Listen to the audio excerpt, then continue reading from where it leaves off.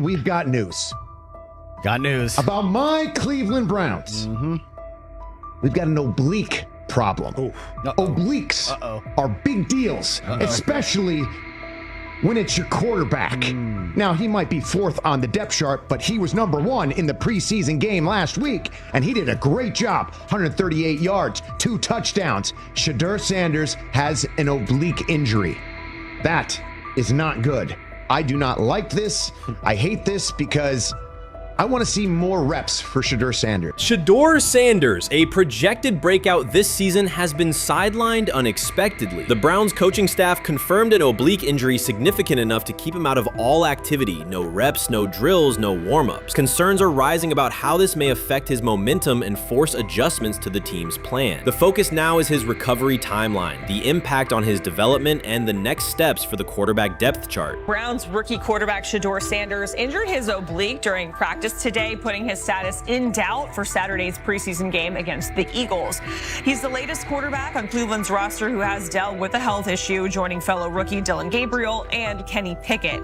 Sanders, who is trying to fight his way up the Browns depth chart, started the preseason opener last week and threw to practice. So how concerning is this for Shedeur as he is trying to, again, make his way up the depth chart, be QB2, potentially QB1 in the future? Dillon Gabriel taking Shedeur Sanders' QB1 spot after Sanders suffers an oblique injury is more than a roster change. It signals the staff is choosing urgency over efficiency. You do not replace a quarterback operating near a 70% completion rate with one coming off a 32% outing unless the decision is driven by desperation or poor evaluation. That is not strategy, it is avoidable loss of production. The impact on accuracy, timing, and drive sustainability is clear, and the difference is apparent to anyone watching. Well, here's what we know. I mean, after practice, Kevin Stefanski, the head coach of the Cleveland Browns, was not available to the media, but I did talk to him on the field as the players were coming off, and he told me that Shedeur Sanders complained of oblique soreness during the warm-ups this morning. Shedeur Sanders' absence isn't just a gap in the lineup, it's a setback for the entire offense. He thrives under pressure and makes throws others won't attempt. When he's healthy, every pass has intent, every drive has rhythm, and opposing defenses know they're in for a long day. Replace him with Dillon Gabriel and the defense senses an opening. Corners press tighter, safeties cheat down, and linebackers blitz more aggressively because they don't expect the same timing, velocity, or accuracy.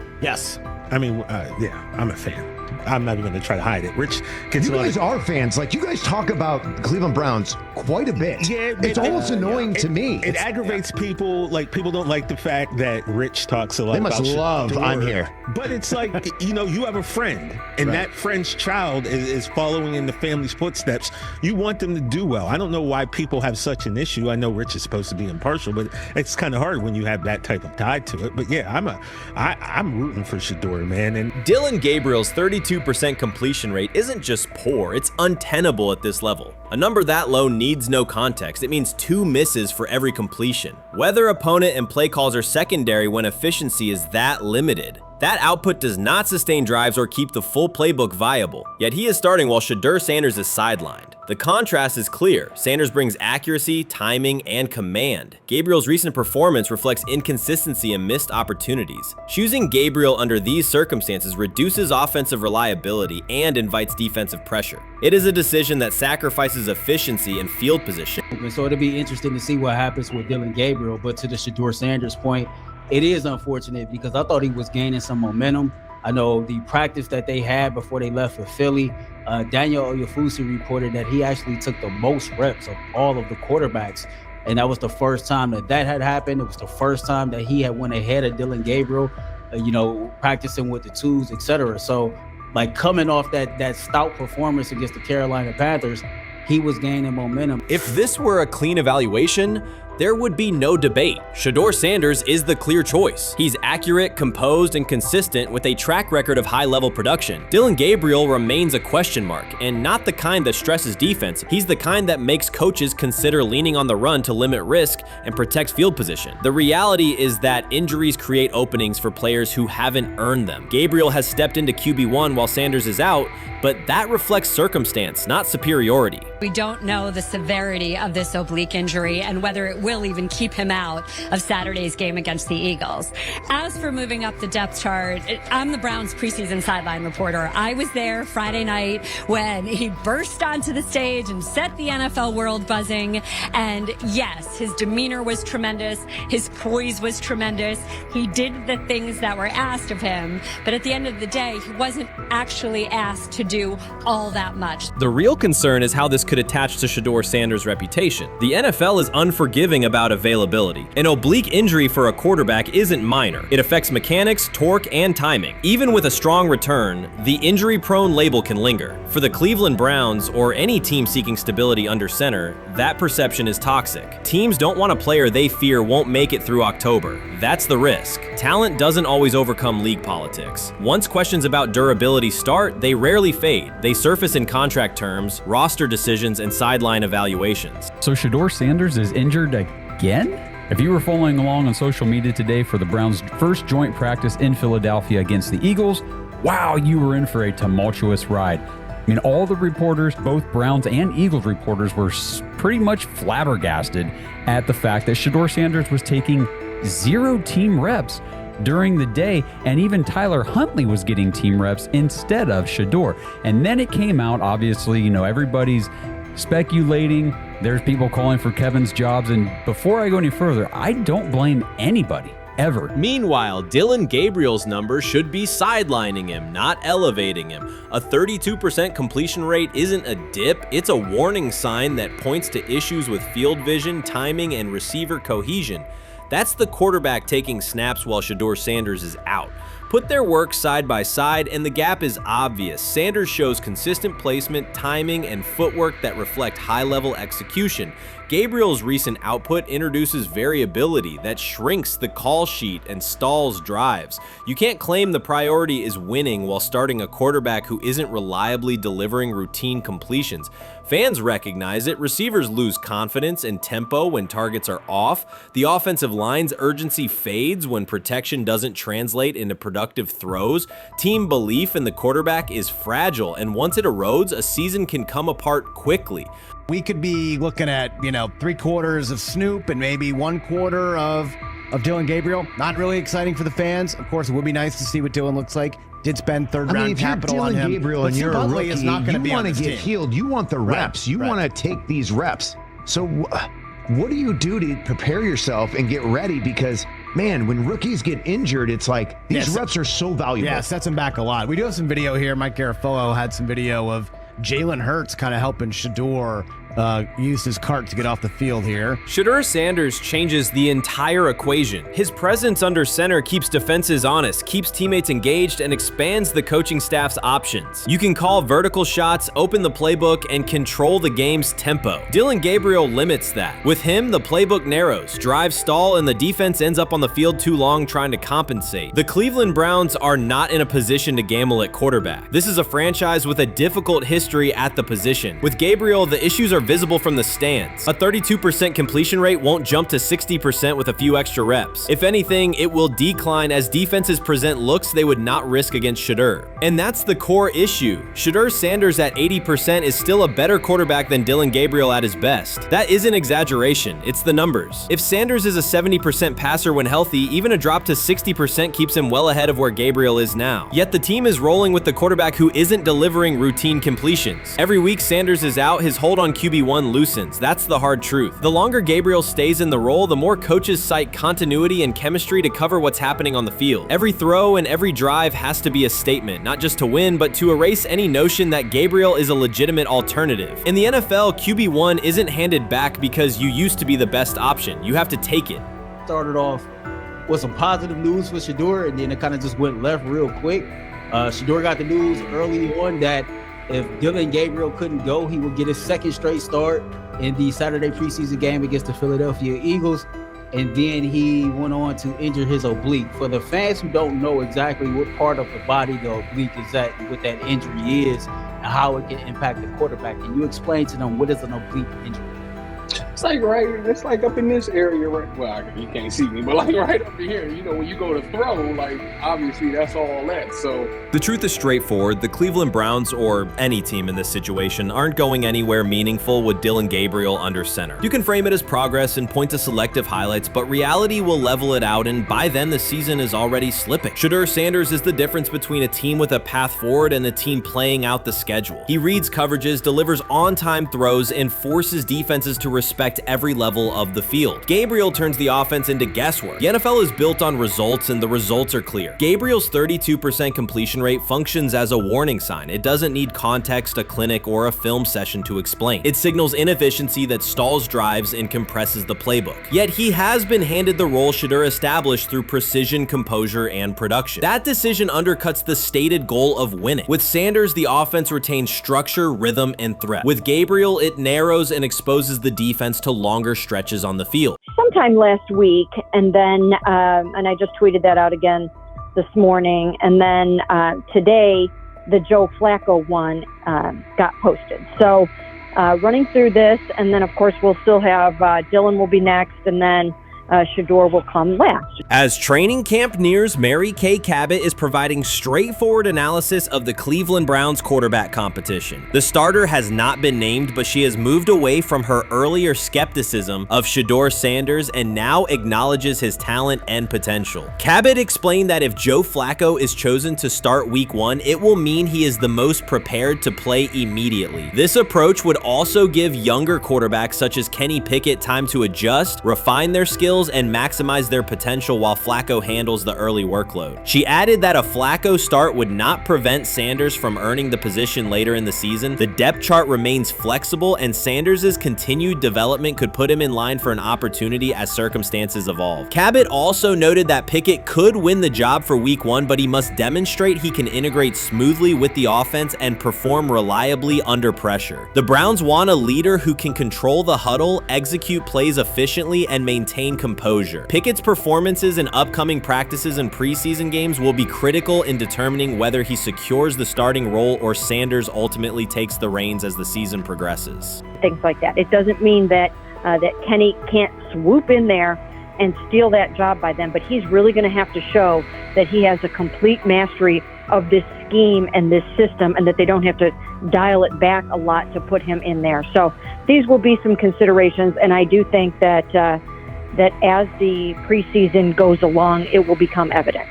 Mary Kay Cabot recently stated that Shedeur Sanders is ready, and the Cleveland Browns are monitoring him closely. After a strong showing during organized team activities and minicamp, Sanders has made notable strides in his development. With continued progress, he is expected to return to the field prepared to contribute meaningfully. The Browns coaching staff is tracking his growth, and anticipation about his long-term role is increasing. Cabot added that if Sanders maintains this trajectory and continues to demonstrate poise within the team, he will have a legitimate chance to earn the starting quarterback job. Each practice rep strengthens his case, reinforcing the possibility that his development could benefit both the player and the organization. As Sanders impresses, discussion about his future in Cleveland becomes more compelling. Cabot also emphasized Sanders' advanced understanding of the offense. She noted that his football IQ appears in every drill and that he seems ready to execute the Browns system at full speed. His ability to process defenses quickly and make decisive reads distinguishes him from his peers. With the appropriate opportunity, Cabot believes Sanders could become a genuine difference maker for the Browns. One area Cabot highlighted is Sanders' command of pre-snap adjustments. His capacity to diagnose defensive fronts and communicate changes gives him an edge and reflects high football intelligence. If he translates those reads into consistent connections with his playmakers, he could elevate the Browns' offense significantly. By comparison, Cabot said quarterback Dillon Gabriel is still refining his grasp of complex terminology and play calling. While Gabriel possesses upside, Sanders' comfort with intricate concepts and his ability to manage tight pockets under pressure give him a clear advantage at this stage. Gabriel must sharpen those elements to compete at Sanders' level. Cabot previously reported that Sanders had already earned first-team practice snaps ahead of Gabriel. Her latest update confirms that Sanders is now approved as the Browns' starting quarterback, solidifying the organization's commitment to him as QB1. Expectations are high, and his response to the challenge will be closely watched throughout training camp and preseason. Cabot further noted that head coach Kevin Stefanski authorized Sanders to take expanded first-team reps beginning next month. This milestone underscores Sanders' readiness and the coaching staff's confidence in his progress. As the regular season approaches, Sanders aims to cement his status as the starter, and the competition for that position is intensified. Though Sanders leads the race, Kenny Pickett remains in contention. Cabot stressed that Pickett must prove he can integrate seamlessly with the offense and perform consistently under pressure. His performance over the next several weeks will determine whether he can challenge Sanders for the starting role. With both quarterbacks vying for the top spot, the Browns' Week 1 starter will be one of the most scrutinized decisions of the upcoming season. For now, Cabot's reporting underscores Sanders' rapid ascent, strong football intellect, and growing command of the offense, qualities that position him well to lead Cleveland's offense when the opportunity arrives. They have never loathed college football itself. They have resisted the people determined to reshape it. When Deion Sanders, black, direct, unapologetic, walks into a room of power brokers and speaks with authority instead of deference, critics recoil. During his playing days, they complained about celebrations and gold chains. Now that he is a head coach, mentor, and father, they label him something more polite, but just as dismissive, a problem.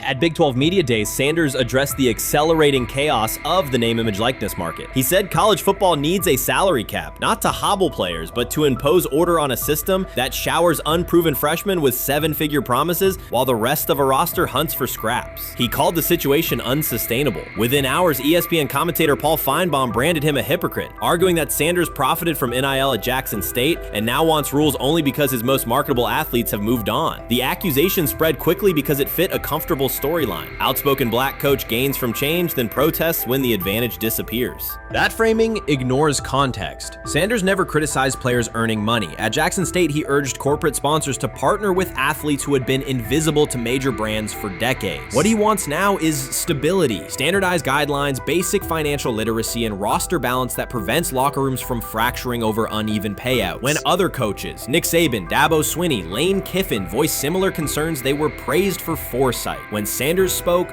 the tone shifted to suspicion. The difference is not the message, it is the messenger. Feinbaum's response followed a familiar script. When black leaders question the structure of the sport, their motives are interrogated, their credibility attacked, and their competence doubted. He did not level the same charge at Jimbo Fisher when Fisher complained that NIL disturbed recruiting. He stayed silent when Kiffin lamented the transfer portal. But Sanders, who raised enrollment and television ratings at Jackson State, brought unprecedented attention to Colorado in one season and consistently mentors players beyond football, was called opportunistic. Feinbaum dismissed the cultural impact Sanders created, the exposure for historically black colleges, the draft picks developed, the infrastructure improved, reducing his work to a marketing stunt dependent on star sons Shedeur and Shiloh or two-way standout Travis Hunt. Sanders did not retaliate. He returned to practice, media obligations, and recruiting. His confidence is rooted in faith and in the responsibility he feels toward young athletes whose lives will extend decades beyond their highlight clips. When he asks for NIL boundaries, he is thinking about freshmen handed large sums without guidance, families unprepared for sudden wealth, and programs that abandon kids once production stalls. He has watched that cycle from the inside. He wants protections, not restrictions. Critics predicted Colorado would fade once Shedeur and Hunter leave. Instead, Sanders signed blue-chip quarterback G.J. Lewis and a wave of transfers eager to join a program that values personal growth as much as on-field wins. Recruits see a coach who challenges the status quo, who places black culture at the program's center without apology, and who will remain visible when social media buzz cools. They recognize that Sanders does not chase attention. Attention follows his results. Media outlets reduced the upcoming Buffalo season to a win total prop. 6 victories, give or take. Sanders is playing a longer game. He wants to show young athletes, especially black athletes, that they can lead authentically, speak with conviction, and refuse to shrink for access. Success measured only by the scoreboard misses the point. If Sanders builds men who graduate with financial literacy, self-confidence, and community awareness, he will consider the mission successful, even if Colorado finishes with 5 wins instead of 10.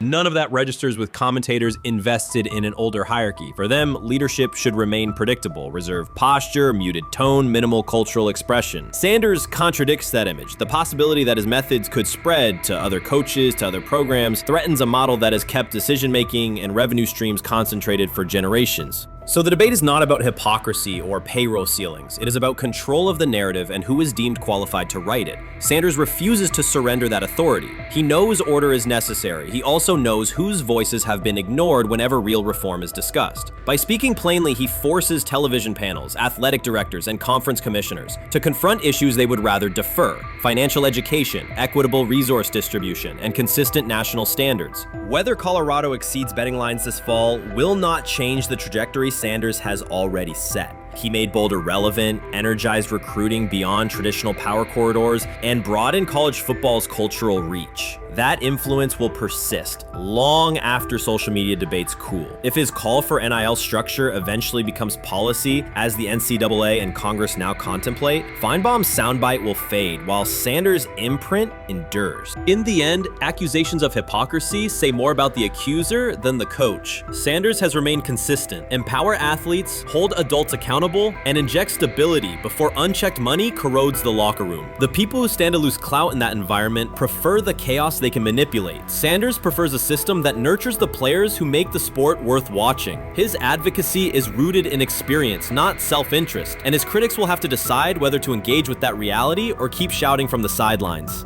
So before your final year at Miami, there's a lot of conversations revolved around Shedeur Sanders. Obviously, I'm assuming you guys have a great relationship. Some of the clips you've seen and stuff like that. What is it like for you to have like this rivalry with Shedeur? I don't have a rivalry with him. That's my boy. So at the end of the day, this whole process, we thought me and him were going to be 1 and 2 the whole time. Whether he's 1, I'm 2, whether I'm 1, he's 2. And so that's just always been, our mindset. It didn't go that way. I thought he was one of the better quarterbacks in the draft as well, even throughout college. A lot of stuff out there on him ain't really, the truth, just because they spin it different ways. Like they spin stuff about me different ways. But I mean, when he gets his chance, become a starter, I know he's gonna make the most of it. And I'm ready to get back to work with him, after the season, talk some more stuff to him. Cam Ward directly challenged the uneven standards applied to Shedeur Sanders, calling them inconsistent and unfair. By insisting that performance, not politics, guide evaluation, he shifted the discussion from one player to a league-wide problem. Sanders' treatment now serves as a test of how the NFL supports and evaluates emerging quarterbacks. I feel a special relationship with him, especially me. First getting to know him 5 years ago when I started working with him. But it did surprise me because he's a good quarterback. He doesn't get a lot of the credit that he deserves. Especially the plays that he made in Colorado. A lot of quarterbacks and coaches are making those plays. And so when he gets this opportunity, I'm pretty sure having soon today that he'll make sure he'll make plays on the field. Cam Ward's public challenge to the treatment of Shedeur Sanders brought the issue into clear view. For months, discussion around Sanders has centered on his profile: major compensation, a prominent Nike deal, and the expectation to stabilize a struggling franchise. Rather than a standard evaluation of a top prospect, he has faced sustained skepticism from analysts, fans, and league voices. Ward's comments underscored that the standards being applied to Sanders diverge from those used with other rookies. By stating it directly, he did more than support another quarterback. He identified a broader problem in how the league responds to young players with significant visibility. The takeaway is direct. Assessments should reflect on-field performance and development, not external narratives. Generational talent.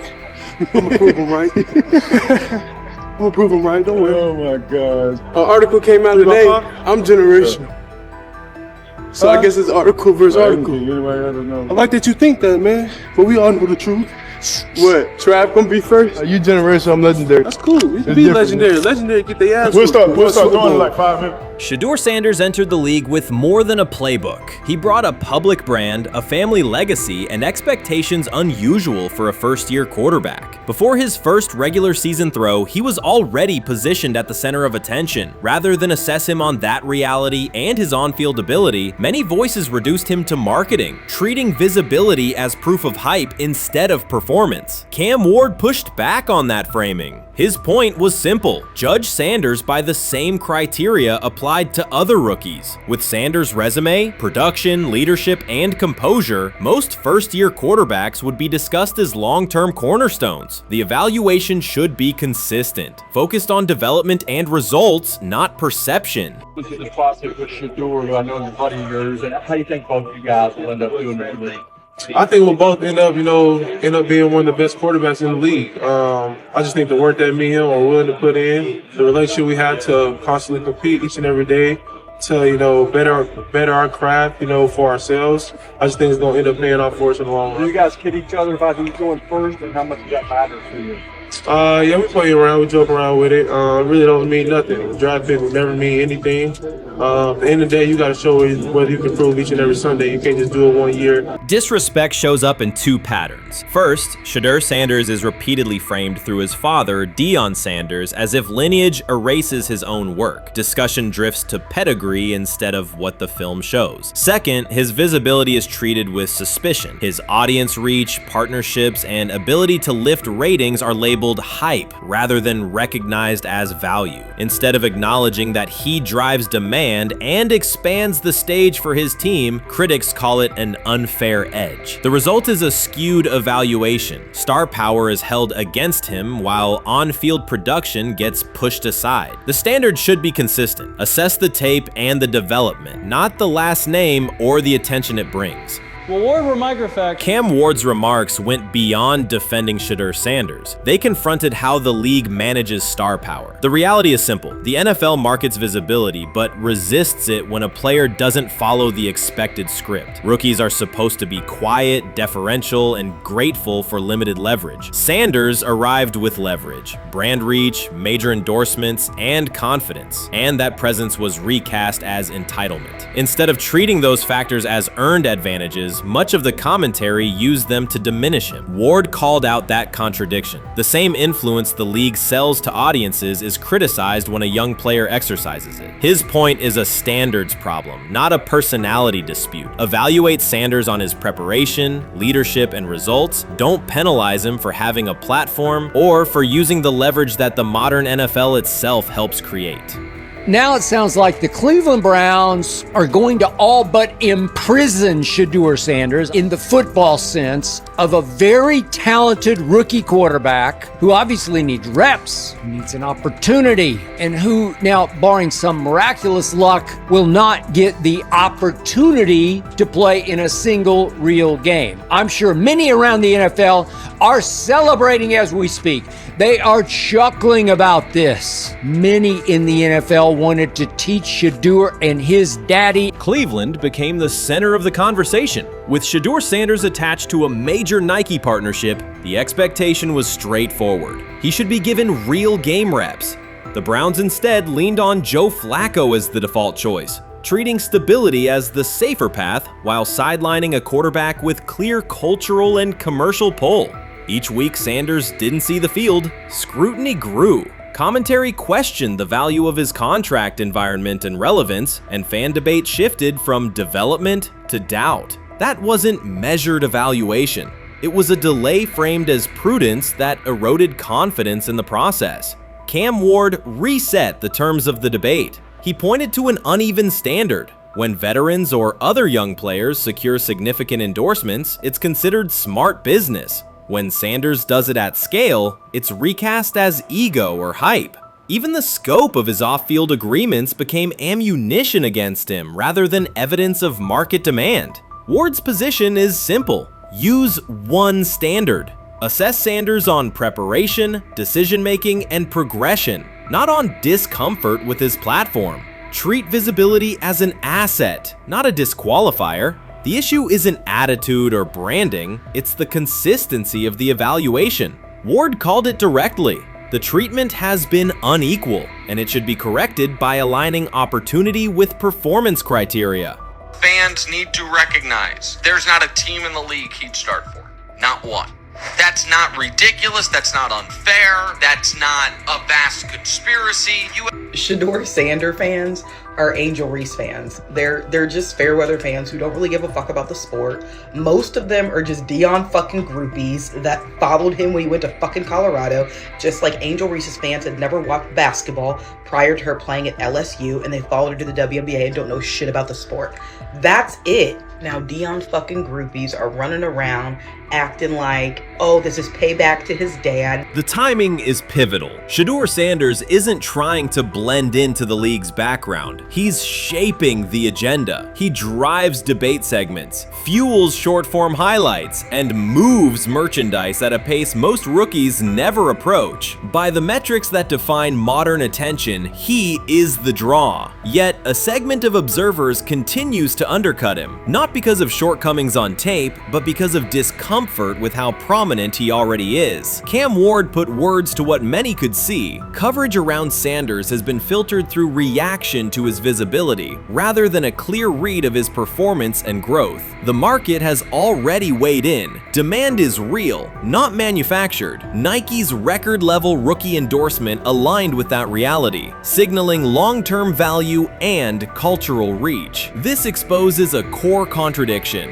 The NFL depends on star power to sell tickets, fill stadiums, and boost ratings, but it resists stars who set terms on their own. Visibility is celebrated until a player exercises it. The fix is straightforward. Apply one standard. Evaluate Sanders on preparation, decision-making, and results, and treat his platform as the asset it is. If the league benefits from his presence, its evaluation practices should reflect that same reality, consistently and without penalty for scale. Shedeur Sanders does not depend on league promotion. He established his platform before the NFL and continues to expand it on his own terms. That autonomy challenges the status quo. Cam Ward's support was more than a defense of a teammate. It was a warning that if the league holds to outdated expectations, it risks falling behind the very players who drive audience attention and revenue. Claims that Sanders lacks real popularity ignore measurable facts. A large, active following, consistent merchandise demand, and sustained coverage across major outlets. Doubts about his standing as a quarterback overlook his college production and growth indicators. The pattern is familiar. Efforts to minimize him increase his reach. Each skeptical headline widens the spotlight, and each dismissive take creates more engagement. You cannot reduce a player built for visibility by arguing he should be less visible. The practical outcome is the opposite. Scrutiny becomes signal. Sanders is not merely enduring criticism, he is turning it into momentum, converting attention into leverage on and off the field. Many observers declared Deion Sanders was finished. They argued that his public style attracted unnecessary attention, that his health had deteriorated too far, and that his coaching career was approaching an abrupt conclusion. They misread his resolve. When speculation intensified, Sanders did not schedule a press conference or issue a formal statement. Instead, he released a short video recorded at his Texas home, walking alongside recording artist Lil Wayne. The footage established two facts. Although Sanders still walks with a limp, he remains active, and he intends to return to the sideline. Reports from USA Today and ESPN confirmed that Sanders had temporarily left Colorado to recover from a significant, undisclosed medical condition. He lost 14 pounds and missed several summer practices, leading to widespread debate about his future. Unofficial sources suggested complications related to previous blood clot issues, but no official diagnosis was provided. Throughout Sanders' absence, numerous media outlets framed his situation in crisis language, frequently questioning whether he would coach again. By comparison, when coaches such as Lincoln Riley paused their duties for health or family reasons, coverage emphasized understanding and patience, an imbalance that reflects a common difference in how high-profile black coaches are treated. Sanders' silence was not a retreat, it was a period of recovery. During rehabilitation, he relied on family, faith, and trusted colleagues, yet stayed connected to his program through brief online updates. The video with Lil Wayne demonstrated that he retained strong support from influential friends, countering narratives that portrayed him as isolated or on the verge of retirement. The visual evidence showed that his setback is temporary, and that he remains determined to lead Colorado into the forthcoming season. Since accepting the Colorado position, Sanders has dramatically elevated the program's national standing. He first drew national attention to Jackson State and the broader HBCU football landscape, then moved to Boulder and transformed a one-win team into a central storyline in college athletics. His approach, combining hip-hop culture, direct communication, and open expressions of faith, has challenged conventional expectations for head coach behavior. Each step forward has been met with heightened scrutiny. His time at Jackson State was labeled a publicity stunt. His departure for Colorado was framed as abandoning HBCU culture, and his social media presence has been cast as distraction from traditional coaching responsibility. Critics often magnify Sanders' missteps and question his motives, while comparable actions by other coaches receive neutral or sympathetic coverage. Showings of enthusiasm from Brett Favre and disciplinary intensity from Nick Saban are celebrated as competitive passion, yet Sanders' displays of confidence are frequently labeled arrogance. The discrepancy illustrates deeper biases rather than differences in performance. Sanders' success challenges entrenched expectations of how a college football leader should look, speak, and act, especially a black coach who refuses to downplay his identity. During his convalescence, Sanders maintained close communication with his staff and athletes, reinforcing the standards he had established: discipline, accountability, and belief. The program's daily messaging continued to emphasize preparation and resilience, signaling that Sanders' influence persists even when he is away from campus. Athletes echoed his mantras during workouts, confirming that his leadership extends beyond physical presence. Sanders acknowledges the seriousness of his medical challenge, but has refused to let it define him. He has publicly discussed leaning on scripture and prayer, explaining that his purpose as a mentor, father, and coach extends beyond personal adversity. In that context, the video of him walking in the Texas sun was less a strategic media effort than a straightforward demonstration of continued commitment to his team and mission.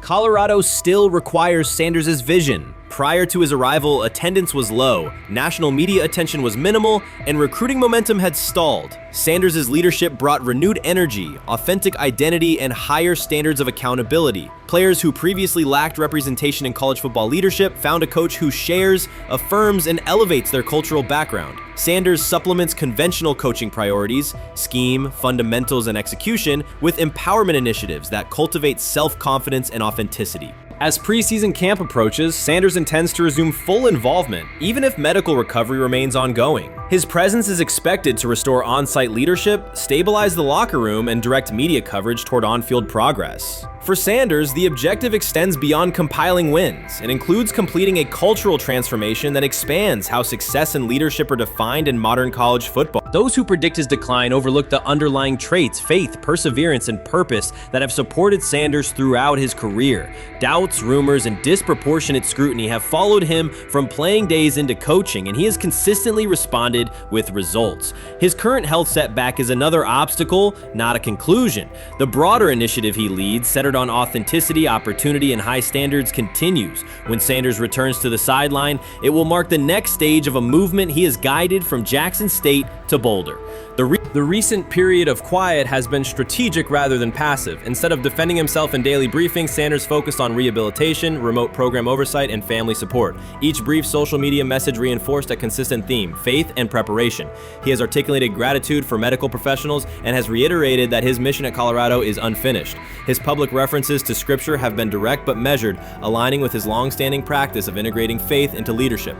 By walking through his ranch with Lil Wayne, Sanders signaled continuity. The clip underscored that influential supporters remain engaged, that Sanders' broader network values his vision, and that he remains capable of navigating physical challenges. The visible limp was not evidence of imminent retirement. Rather, it documented the reality of ongoing recovery and the resilience with which he approaches each obstacle. Colorado's athletic administration and football staff continue to affirm Sanders' program direction.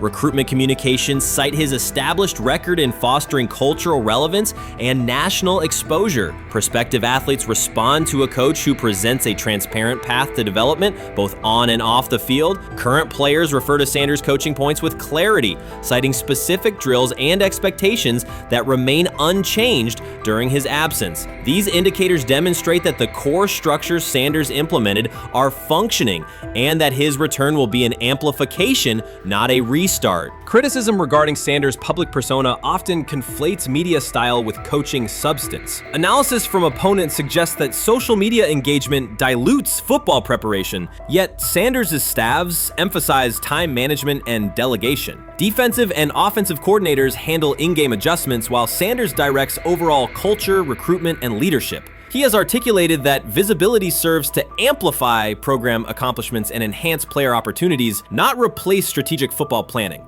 Some commentary has attempted to reframe Sanders' health issue as evidence that his coaching model is unsustainable. The argument ignores the documented health challenges faced by numerous coaches across levels of competition. For example, college coaches recovering from heart procedures or joint replacements have returned to successful seasons after appropriate medical clearance. Sanders' case follows a comparable trajectory. Medical complications require temporary separation, structured rehabilitation is prioritized, and a managed return is planned. Institutional medical protocols at Colorado dictate clearance requirements. Sanders will meet those before resuming full sideline duties. Colorado's players have expressed public confidence in Sanders' eventual return, citing regular virtual check-ins and continued accountability. Several athletes noted that positional meetings included recorded messages from Sanders reinforcing tactical goals and personal discipline. These details confirm that Sanders has remained actively engaged, albeit remotely, and that team culture remains aligned with his principles. Looking ahead, Colorado's schedule will attract national attention, both for on-field competitiveness and the storyline of Sanders' comeback.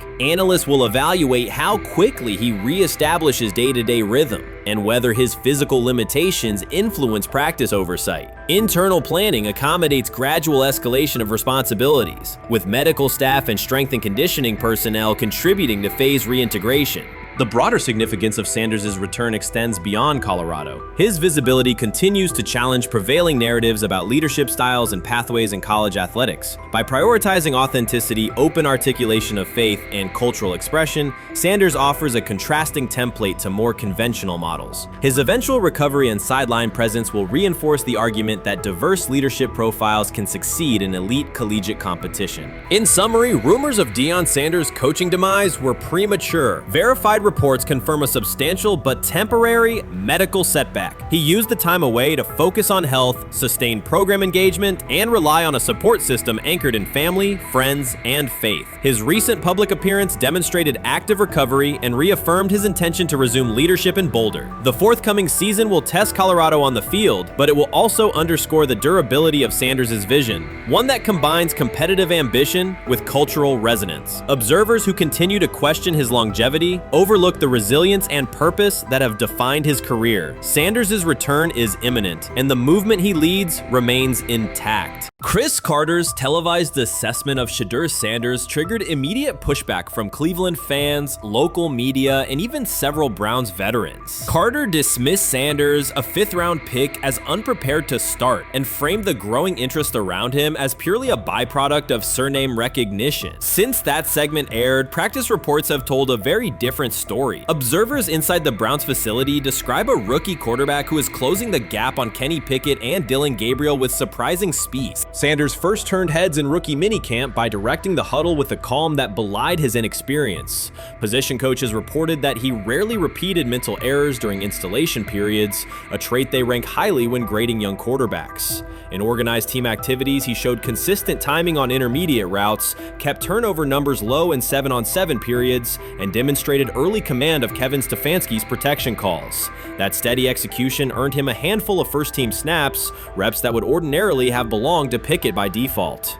By mandatory minicamp, the rotation had shifted again. Practice notes from beat reporters detail the rise in Sanders' workload each day. Red zone series against the starting defense, 2-minute drills, and full field scrimmage possessions in which he checked out of called plays when fronts dictated it. Mary Kay Cabot, initially skeptical Sanders would challenge for game day snaps in 2025, wrote after consecutive sessions in mid-June that his footwork, release speed, and pocket management had, quote, meaningfully tightened since rookie camp. Her tone marked a clear departure from early spring projections that labeled Sanders a long-term developmental project. The broader quarterback context in Cleveland magnifies that progress. Deshaun Watson's availability and form remain uncertain after 2 injury-interrupted seasons, while Pickett's transition from Pittsburgh has been uneven. Dillon Gabriel's arm strength is evident, but coaches continue to stress hesitation in his full-field reads.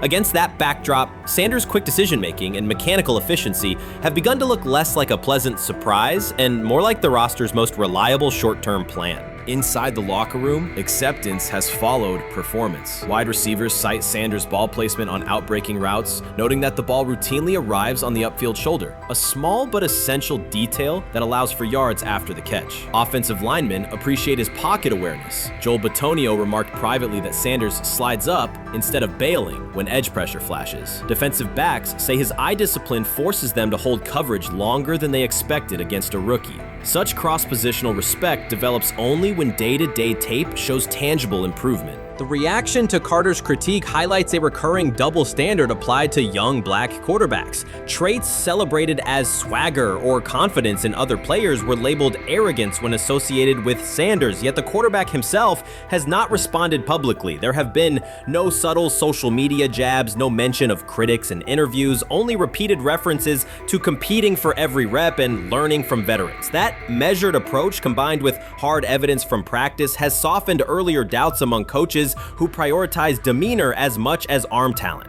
Within the coaching staff, the discussion now centers on readiness thresholds. Stefanski's scheme relies heavily on quick rhythm throws, defined reads, and disciplined pocket movement. Those requirements align with Sanders' strengths: a compact release, willingness to target the middle of the field, and instinctive timing on RPO concepts carried over from his college tape. Staffers reviewing cut-ups from joint practices note that his internal clock already approximates NFL speed, a metric they did not expect to see until mid-season at best. If that trajectory continues through preseason games, the Browns face a consequential decision. Starting a fifth-round rookie 6 weeks after training camp opens would unsettle salary cap assumptions, depth chart politics, and external perceptions of organizational stability. Yet the internal mandate remains clear: the most prepared quarterback will play. That standard places Sanders in genuine contention because every practice metric used to grade readiness, turnover ratio, red zone efficiency, third down conversion rate, has trended in his favor since early June. The organizational stakes are considerable. Cleveland has cycled through starting quarterbacks at a startling pace over the past decade, shifting from first-round investments like Baker Mayfield to high-cost gambles such as Watson, each move packaged as the long-awaited solution. A rookie chosen outside the first 100 picks ascending to the top of the depth chart would challenge long-held league assumptions about draft pedigree and opportunity.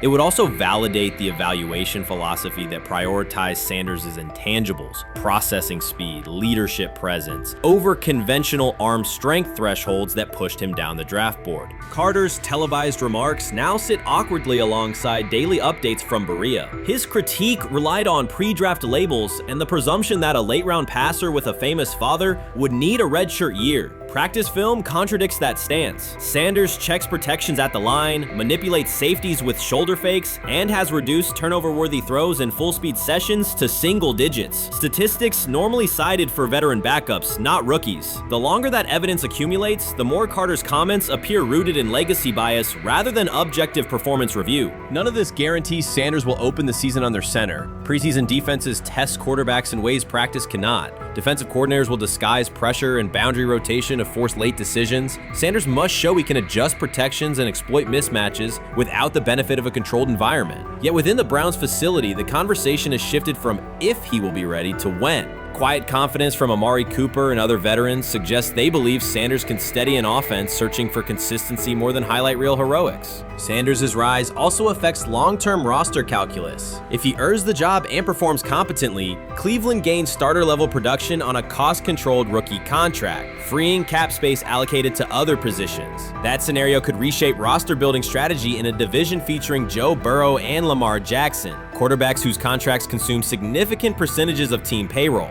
A capable, low-cost starter would allow the Browns to reinforce their offensive line and secondary while retaining core veterans, a competitive advantage few teams enjoy. For now, the focal point remains daily improvement. Sanders continues to arrive before sunrise, reviewing the previous day's install with the quarterback coach, then staying after practice to throw on-air routes with receivers low on the depth chart. Coaches track those habits closely because consistent routine underpins performance when adversity strikes in live games. Each incremental gain strengthens the argument that readiness depends on preparation and aptitude, not draft slot. Carter's segment reminded the league how quickly assessments can become outdated when they lean on perception over evidence. Sanders' steady climb up the depth chart underscores the counterpoint. In the NFL, tape is the final arbiter. Should Sanders translate practice efficiency to preseason success, the Browns may discover that the solution to their long-standing quarterback riddle arrived quietly in the 5th round, carrying little more than confidence and a willingness to work. Shedeur Sanders did not treat day 4 of Browns training camp as anything other than work. He completed 8 of 11 passes with 3 touchdowns, operating with control and accuracy throughout the red zone periods. The throws were varied, a well-placed ball to rookie Luke Floria that led him across across the goal line in stride, a firm throw to Cade McDonald over middle after a quick read, and a tight window completion to Deontay Johnson at the back of the end zone with 2 defenders closing. The sequence showed timing, poise, and placement under pressure. While national attention centered on Joe Flacco's underneath completions and Kenny Pickett's option and rollout periods, Sanders produced scoring plays on schedule. The performance was not the product of broken coverages or end-of-period reps. It came within structured work with defenders in position and the offense executing standard progressions. The accuracy rate, 8 completions on 11 attempts, reflected consistent mechanics and decisions. The operation was steady from huddle to snap to finish. Despite that session, the distribution of first-team snaps did not change. Camp logs indicated that Pickett and Dillon Gabriel continued rotating with the starters, while Sanders remained primarily with the second unit. With the first preseason game approaching, that choice drew more attention from observers who expected productive days to be followed by expanded opportunities. The question surfaced again: what additional evidence is required to evaluate Sanders with the top group? The 3 touchdowns illustrated different aspects of his profile. On the throw to Floria, Sanders used a measured trajectory to lead the receiver away from contact and into the end zone. On the ball to Johnson, he identified leverage, held the safety with his shoulders, and delivered to a precise spot at the back line. On the throw to McDonald, he eliminated the first read, reset, and drove the ball into the window before the hook defender could squeeze it. Each score reflected a particular tool: anticipation, manipulation, and velocity within standard timing. Comparisons to the other quarterbacks were straightforward. Pickett produced 2 touchdowns but placed 1 late ball that exposed a receiver to contact near the goal line. Gabriel accounted for 1 score, with additional gains coming on checkdowns and designed movement. Flacco advanced the ball in short increments without finishing drives during the same period. Sanders converted opportunities into points repeatedly and without turnovers. The rotation, however, remained unchanged. Head coach Kevin Stefanski and the staff continued to allocate first-team work to the same group, describing the process as an open evaluation. In practice, that has meant extended starter reps for Pickett and Gabriel, veteran scripts for Flacco, and second unit periods for Sanders. The disconnect between output and opportunity was notable, particularly given the stated goal of reaching an early decision at quarterback. When asked about the timeline recently, Stefanski said the preference was to decide sooner rather than later, an acknowledgement that the window for assessment is limited as preseason approaches. Speculation about motives is common in such situations. The discussion has included references to front office perspectives and ownership influence. Owner Jimmy Haslam is widely viewed as supportive of drafting Sanders. General manager Andrew Berry is known for prioritizing fit, traits, and process within the roster building model. Stefanski reports to Berry, and the practice plan reflects coaching evaluation within organizational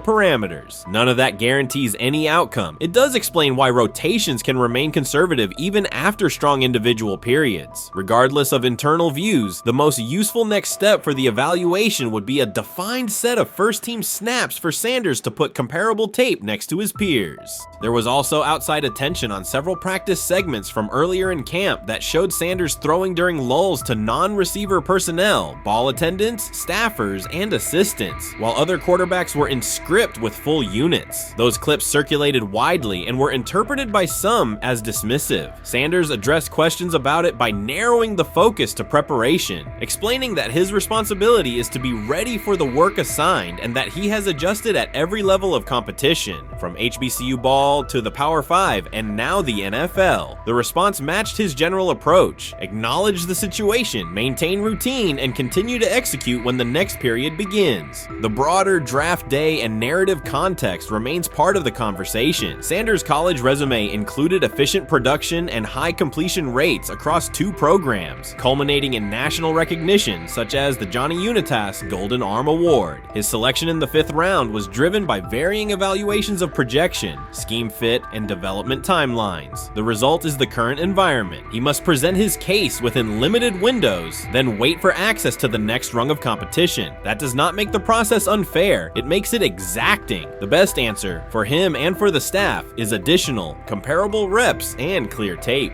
Fan reaction after day 4 was direct. Social accounts and comment threads filled with assessments that centered on performance rather than reputation. Sanders produced 3 touchdowns, avoided negative plays, and showed command in the red zone. Supporters pointed to that tape and asked for opportunities with the starters to verify whether the same rhythm carries over with the top receivers and linemen. The message was not about headlines. It was about the logic of evaluation in a compressed calendar. From an operational standpoint, Sanders' day reflected consistent fundamentals. His base was disciplined, his eyes matched his feet, and his timing aligned with route depths. On the Johnson score, he used a subtle shoulder turn to hold the safety before resetting and throwing to the back line. On the McDonald throw, the ball was out on the second hitch, arriving before the defenders could converge. On the Floria play, the arc and placement minimized the hit risk and maximized the run-through. Those are portable traits. They translate across units if the timing with receivers is established through reps. The staff's balancing act is real. They must prepare the presumed Week 1 starter with sufficient continuity while also giving developmental players enough exposure to judge ceiling and floor. That tension is present in every camp. The cleanest path through it is to carve out defined first-team sequences for each competitor and evaluate the tape against comparable defenses and situations. High red zone, low red zone, third and medium, and 2-minute. Sanders' performance on day 4 strengthened the case for such an allocation. Context matters off the field as well. Earlier in the offseason, 2 speeding citations, 91 miles per hour in Brunswick and 101 miles per hour in Strongsville, prompted public comment from Barry, who emphasized standards and safety. Sanders accepted responsibility, stated that he learned from the incidents and moved on. In camp, he has kept the focus on football tasks, install retention, cadence management, protection IDs, and post-practice review. He has also continued to build rapport across position groups, including veteran receivers and defensive backs, so that timing and expectations are clear when reps arrive.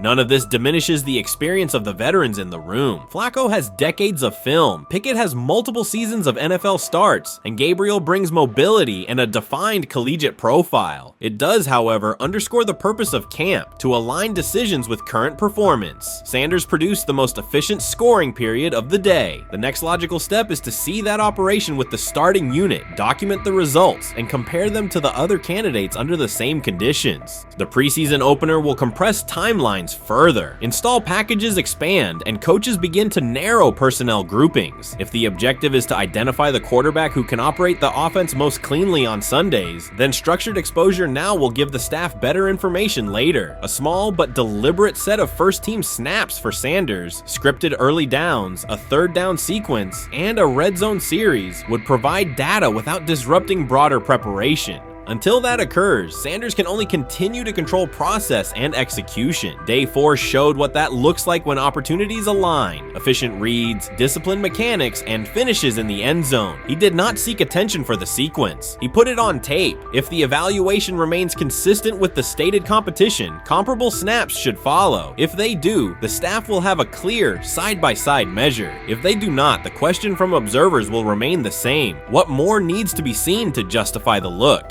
For now, the record from day 4 is clear. 8 completions on 11 attempts, 3 touchdowns, no turnovers, red zone precision, consistent control at the line and in the pocket. Those are tangible outputs. They merit a defined opportunity with the starters as the team moves toward preseason and the decision that follows. Whether or not that opportunity arrives immediately, Sanders has shown the preparation and execution necessary to be evaluated on equal footing. The next step is a matter of allocation, not speculation.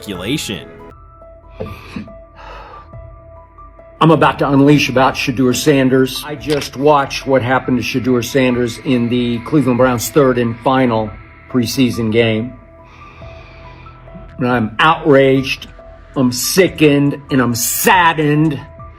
By the way, Shedeur continues to be treated in the National Football League now by those sorry-ass Browns and sorry-ass Kevin Stefanski. The Cleveland Browns are once again mishandling a promising quarterback. Skip Bayless criticized the organization for failing to develop Shedeur Sanders and for misusing his skill set. He argued that the team's decisions are undermining Sanders' progress and turning a major investment into a cautionary example. Bayless pointed to inconsistent usage, questionable play calling, and a lack of clear direction as key issues limiting Sanders. He said the Browns need a defined development plan and stronger support if they expect Sanders to succeed. Skip Bayless delivered a direct, critical assessment this week. After seeing Shedeur Sanders in a Browns uniform, he argued that Cleveland is mishandling the quarterback and undermining his development. Bayless said the team's approach shows poor planning and inadequate support around Sanders. He dismissed excuses about strategy and emphasized the need for better coaching, deployment, and protection. In his view, the Browns are setting themselves up for problems before the season begins unless they establish a clear plan for Sanders. Given the team's recent decisions, his reaction is understandable. Cleveland has a history of inconsistent quarterback development. Shedeur Sanders is a premium prospect, the son of a Hall of Famer, a proven college performer, and a widely recognized figure. The organization should prioritize his reps, protection, and a clear development plan, not place him behind Dillon Gabriel as if he were a secondary option. But I'm going to answer this question by saying Shedeur Sanders, and I'm going to tell you why. I think he's being set up to fail. That's right, I'm going to say it. Okay. Here we are on national television, right? There's been 11 practices, if I remember correctly. He's been starting against he's been playing against the third unit. He's fourth on the depth chart. And then suddenly you throw him into the start line, and he hasn't had any reps for the first team at all. Think about that. So you're just going to throw him to the wolves like that, huh? I mean, you know, if he had first team snaps in practice. Yet here we are. Cleveland has one of the most publicized prospects and is handling him like a depth piece. The broader issue is the franchise's long record of quarterback instability and inconsistent development. That history colors every move they make. When the Browns draft a quarterback, fans don't anticipate a long-term answer. They brace for another reset. Shedeur Sanders should be treated as a priority, not as an afterthought behind Dillon Gabriel. Let's give him a chance. Let's give him a chance with the play calling. You know you have an offensive line that isn't playing that well. So what do? Why not just play the short game so he can get the ball out of his hands very fast to run a competent goddamn offense? Outside of that, Shedeur has to be better in understanding that the offensive line that you're working with right now is not adequate.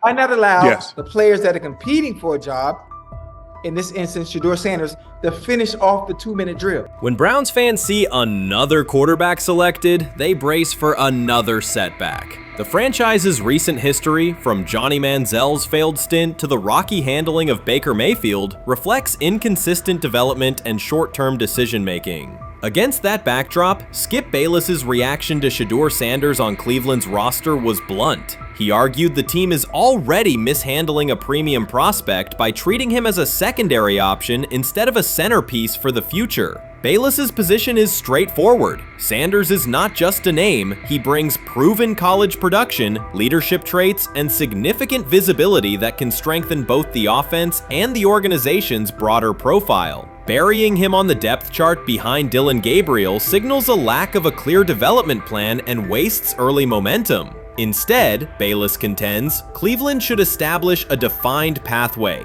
First-team practice reps, protection and personnel tailored to his strengths, deliberate play calling that accelerates processing, and measured in-game opportunities that build confidence and execution. In his view, the Browns need alignment from the front office to the coaching staff to prioritize Sanders' growth. Continuing to treat him like a depth piece risks repeating the same cycle that has undermined previous quarterbacks. Committing to a coherent plan gives Sanders and the franchise a realistic chance to convert potential into sustained performance.